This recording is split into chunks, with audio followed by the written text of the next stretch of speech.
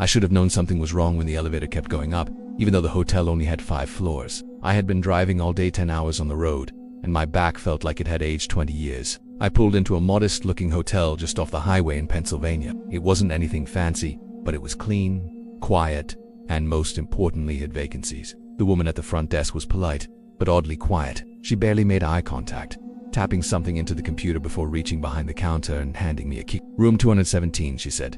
End of the hallway. Didn't the sign outside say the hotel only had 5 floors? She looked at me then, not with annoyance, but something closer to hesitation. "It's quiet," she replied. "You asked for quiet, right?" I nodded, too tired to argue. The elevator groaned as it climbed, the numbers on the panel blinking steadily. 1, 5, and then 6. There wasn't a button for the 6th floor. When the doors opened, I stepped into a narrow hallway with faded green carpet and dim, flickering lights. The air felt colder than the lobby, as if the HVAC had forgotten this part of the building existed. Everything about the 6th floor seemed off like it hadn't been touched in years. Still, I walked down the hall until I saw it. Room 217, the door looked different, taller than the others I'd passed. Darker wood, a tarnished brass number plate that looked like it belonged in another century. I slid the keycard in. The door opened with a slow creak. Inside, the room was freezing. I fiddled with the thermostat, but it was unresponsive. No hum, no heat, just silence. The curtains were drawn tight, and I noticed immediately there were no windows behind them, just a concrete wall. I dropped my bag on the bed. The mattress sagged slightly, like someone had been lying there recently.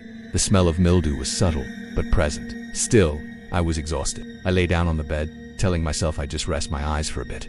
I woke up in the dark. I couldn't move at first, sleep paralysis. Maybe, but as my eyes adjusted, I realized something was wrong. The door was open. Not just unlocked, open, slightly ajar like someone had come in or was about to. I forced myself up and flipped on the lights. They buzzed weakly but stayed on. I closed the door and checked the hallway. Empty.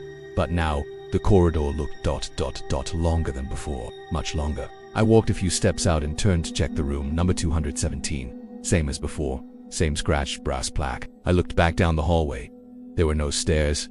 No elevator, just a seemingly endless tunnel of identical doors stretching into darkness. I walked further, trying each door as I passed. All were locked, no signs, no fire extinguishers, no exit plan on the wall. When I turned around to go back, I froze. Room 217 was gone. I was standing where it should have been.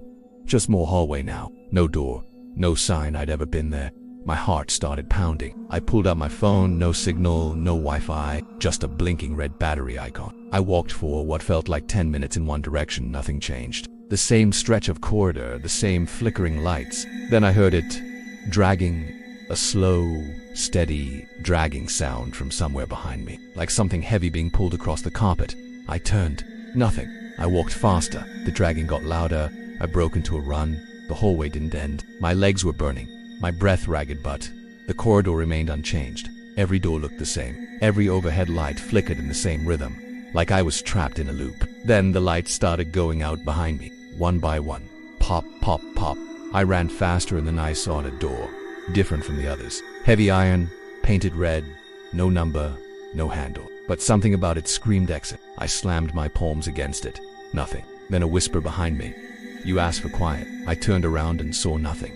When I looked back, the door was open. Inside was pitch black. I stepped through and woke up on the bed in room 217. The lights were on, the door was shut. Everything looked normal. My phone buzzed to life. Signal restored. 8:03 a.m. Checkout time. I didn't wait. I grabbed my things and practically ran to the elevator. This time, it stopped on the 5th floor like it should have. I passed the front desk, trying not to look shaken. But before I left, I turned back. "Hey," I asked a woman behind the counter, "is there a 6th floor here?" She didn't look up, just typed something into the computer. "There's no 6th floor, sir." Never spent. She slid something toward me on the counter. My wrist. Room 307, not 217. No record of any room numbered 217. And definitely no 6th floor. I should have thrown the key away. But it's hard to get rid of something that won't let go of you. Since the day I received that black envelope in the mail, no return address. No note. Just a single brass hotel key labeled 217. Things haven't been the same. I started waking up at exactly 3:17 a.m. every night, always from the same dream. The long, narrow hallway, the cold air, the red door at the end. The worst part, when I'd wake up, the key was never where I left it. Sometimes I'd find it in my shoe. Once it was inside my pillowcase. Another time it was sitting on the windowsill outside my locked apartment. I didn't want to go back, but eventually I realized the truth. The room wasn't in a hotel anymore. It was following me. One night I gave in. I booked a room at a rundown old hotel in the outskirts of town. When I checked in and asked for a quiet room, the clerk paused just like before. No small talk, just a stare. And then a key, a physical metal key, room 217. There was no button for the 6th floor on the elevator, but the doors opened there anyway. The hallway was just as I remembered, dingy water-stained walls and flickering lights overhead. The carpet squished beneath my shoes, damp.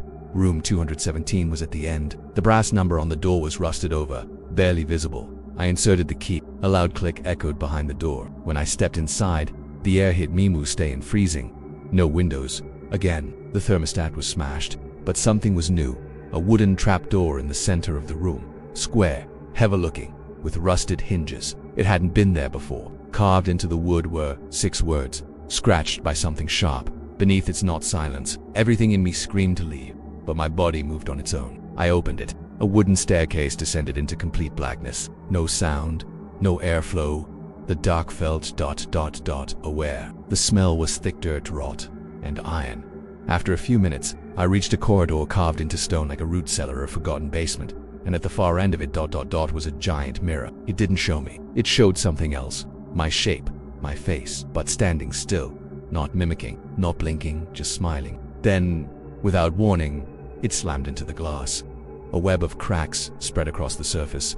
I turned and ran, climbed the stairs 2 at a time. But when I got back to the room, there was no bed, no door, no exit, just another hallway. But this one was worse.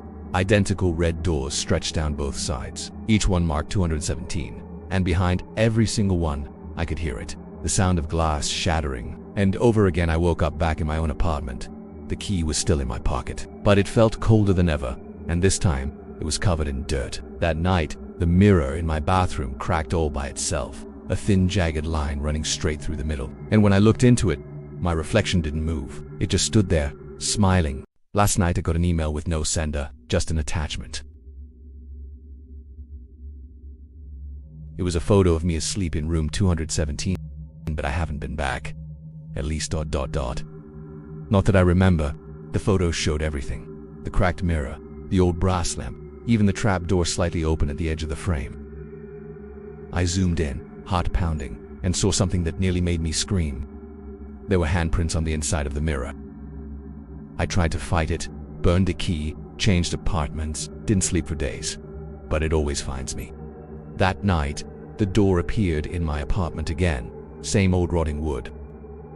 Same brass plates, 217, but this time, mirrors surrounded E3 of them, nailed to the walls, reflecting the door from different angles.